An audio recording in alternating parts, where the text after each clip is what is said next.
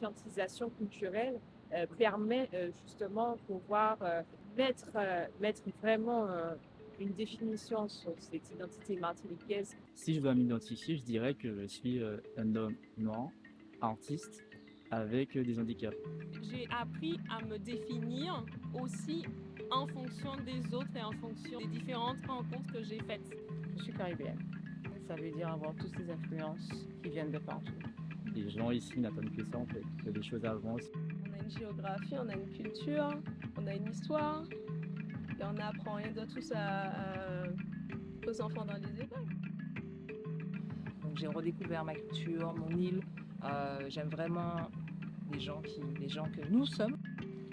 Se battre contre ce qui ne va pas. Dire ce que les autres pensent tout bas. Et puis se battre pour une cause qui est juste. Je n'aime pas l'injustice. Donc je me bats contre tout cela. Pourtant, quand je rentre chez moi en Martinique, je vais au Théâtre Saint-Ville. Ma mère y habite toujours.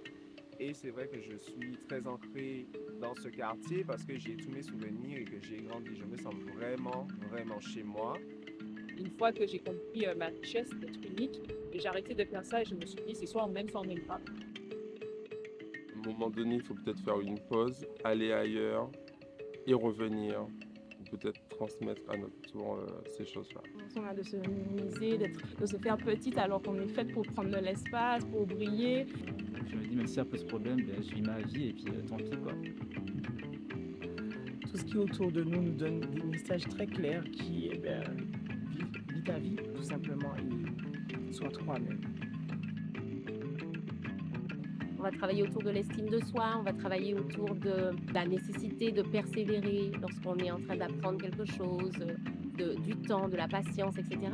Mais dans un contexte géographique et culturel qui est la Martinique. J'ai grandi ici, je vis ici, je voudrais continuer à vivre ici. Ce rêve ou cette envie, elle est toujours là. Je suis une femme qui ne fait seulement marcher sur les pieds, qui sait ce qu'elle veut, qui sait où elle va.